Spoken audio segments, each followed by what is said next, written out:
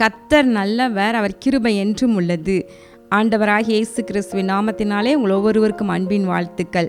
இன்றைய மன்னா ஏசாயா 65வது அதிகாரம் 22வது வசனத்தின் பின்பகுதி. நான் தெரிந்து கொண்டவர்கள் தங்கள் கைகளின் கிரியைகளை நெடுநாளாய் அனுபவிப்பார்கள். இந்த அதிகாரத்தின் முன் பகுதியில் நம்ம வாசிக்கும் பொழுது புதிய வானம் புதிய பூமி ஒன்றை ஆண்டவர் சிருஷ்டிக்கப் போகிறார். அதில் அவரால் தெரிந்து கொள்ளப்பட்டவர்களாகிய நாம் வாழ்வோம்.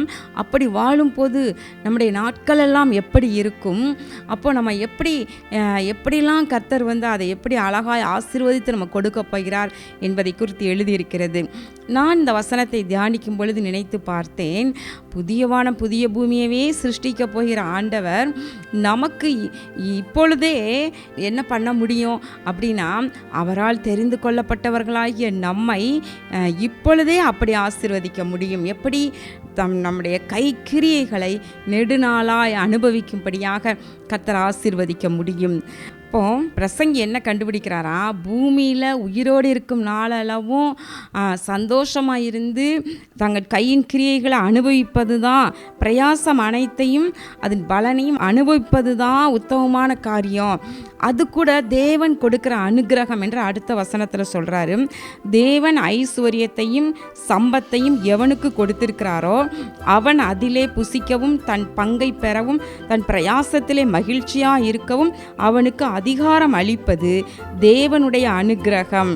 அப்போ தன் கையின் பிரயாசத்தை அனுபவிப்பதற்கு தேவன் அனுகிரகம் நமக்கு பண்ண வேண்டும் இல்லையா? கர்த்தருடைய அனுகிரகம் இருந்தால் தான் நம்முடைய பிரயாசத்தின் பலனை நம்ம அனுபவிக்க முடியும். இல்லது ஒருவர் பிரயாசப்படுவாங்க, மற்றவங்க அதை அனுபவிப்பாங்க. நம்ம பார்க்கலாம், நிறைய பேர் இன்றைக்கி லோன் வாங்கி கடன் வாங்கி வீடை கட்டுறாங்க.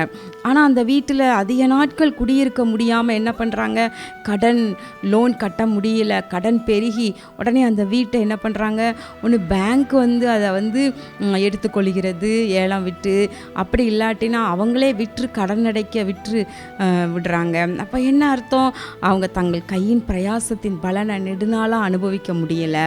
அதே போல் பாருங்கள், நல்ல தோட்டம் வாங்குறாங்க, விருட்சங்களை நட்டுறாங்க, அப்புறம் விவசாயம் பண்ணுறாங்க, அப்புறம் சில காலம் பண்ணின உடனே அதில் அவங்க கஷ்டப்படுறாங்க, அதை அவங்க அனுபவிக்க முடியலை, அதை உடனே மற்றவங்களுக்கு கொடுத்துட்டு போயிடுறாங்க.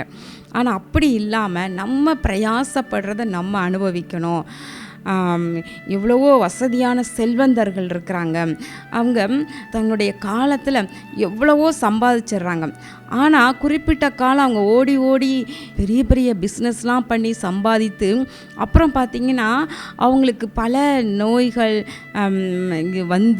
வீட்டுக்குள்ளேயே முடங்கி கடந்து படுக்கையிலே இருந்து கொள்ளவும், ஆனால் அவங்களுடைய பிரயாசத்தை, அவங்களுடைய செல்வாக்குகள், அவங்களுடைய ஐஸ்வர்யம், அவங்களுடைய காரியங்கள் எல்லாவற்றையும் அவங்க போய் அவங்களுக்குரிய எல்லைகளை போய் அவங்க பார்க்கக்கூட முடியாமல், அதை அனுபவிக்க முடியாமல், புசிக்க முடியாமல், அப்படி பல ரெஸ்ட்ரிக்ஷனோடு அப்படியே படுக்கையில் இருக்காங்க. பார்த்தீங்களா, அது எவ்வளோ பெரிய பரிதாபத்துக்குரிய நிலை. ஆனால் ஆண்டவருடைய வசனம் சொல்கிறது, என்னால் தெரிந்து கொள்ளப்பட்டவர்கள். யார் தெரிந்து கொள்ளப்பட்டவங்க? இயேசு கிறிஸ்துவின் இரத்தத்தால் கழுவப்பட்ட தெரிந்து கொள்ளப்பட்டவர்களாகிய நாம் என்று பேதுரு எழுதுகின்றார். இப்போ நம்மெல்லாம் யார்? அவரால் தெரிந்து கொள்ளப்பட்ட ராஜரீகமான ஆசாரிய கூட்டமாக நம்ம இருக்கிறோம், தெரிந்து கொள்ளப்பட்டவர்கள். மோசே 120 வயதிலே மரித்தார், அவருடைய கண்களிலே ஒளி குறையவும் இல்லை, அவருடைய சரீரத்தில் பலன் குறையவும் இல்லை என்று எழுதியிருக்கின்றது. அதே போல் யோபு 70 + 140 210 வருடங்கள் வாழ்ந்து தன் பிள்ளைகளை 4 தலைமுறையாக கண்டான் என்று பார்க்கின்றோம். ஆண்டவர் நமக்கு கொடுக்கிற அதிகாரம், அனுகிரகம் என்ன அப்படின்னா, நம்ம கையின் பிரயாசத்தை நெடுநாளாய் அனுபவிப்பது. நம்ம பிரயாசப்படுறத மற்றவங்க எடுத்துக்கொள்வதில்லை, நம்ம எதை பிரயாசப்படுறோமோ அதே இதை நாம் அனுபவிக்கும்படி கொடுப்பது தான் கர்த்தருடைய அனுகிரகம். இன்றைக்கு நம்ம ஜெபம் பண்ணுவோமா?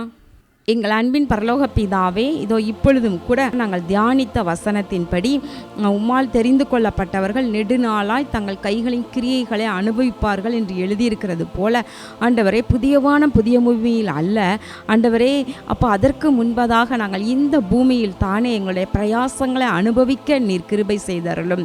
உன் தானியத்தை இனி சத்துரு புசிப்பதில்லை என்று எழுதியிருக்கிறது போல எங்களுடைய பிரயாசத்தின் பலனை ஆண்டவரே சத்துரு புசிக்காத படிக்கு ஆண்டவரே உம்முடைய பிள்ளைகள் பிரயாசப்பட்டு ஆண்டவரே சம்பாதிக்கிற பலனெல்லாம் கடன், வட்டி, ஹாஸ்பிட்டல், வக்கீல் என்று சொல்லி வீணாய் விரயமாகாத படிக்கு தங்கள் பலனை தாங்களே ஆண்டவரே அனுபவிக்கும்படியாய் அனுக்கிரகம் செய்வீராக.